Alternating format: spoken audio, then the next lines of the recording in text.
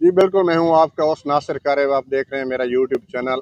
आज मैं आपको दरियाए चनाब की सैलाबी सूरत हाल से एक बार फिर आगाह करता चाहूँ। दरियाए चनाब में बाना और चिन्योट के मकाम पर पानी की सतह आहिस्ता आहिस्ता कम होना अब शुरू हो गई और नशेबी इलाकों से पानी उतरना शुरू हो गया।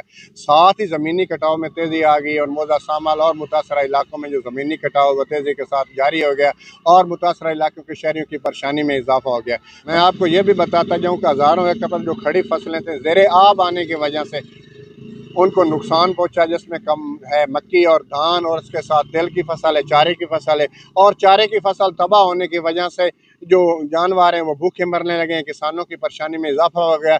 अगर मेरा कैमरा मैन आपको दिखा सकता तो ये सामने गाँव है, ये देख लें जो जिसमें पानी है। मैं इस वक्त मौजूद हूँ जामियाबाद के इलाके में। अगर मेरा कैमरा मैन आपको दिखा सकता है हज़ारों एकड़ पर जो खड़ी फसलें हैं वो ज़ेरे आब आ चुकी हैं। अगर मेरा कैमरा मैन आपको दिखा सकता है तो गवर्नमेंट ग्रेजुएट कॉलेज जो है वो भी पानी की जद में आ चुका है। और यहाँ पर फ्लड रिलीफ कैंप किया जाए उसमें भी पानी पड़ चुका है। अगर मेरा कैमरा मैन आपको बाराकेस रोड के जामियाबाद के रोड पर मैं मौजूद हूँ, वहाँ पर पानी ही पानी था। अब नशेबी इलाकों से पानी उतरना शुरू हो गया है। अगर मैं बात करूँ इंतज़ामिया की तो इंतज़ामिया भी अलर्ट है।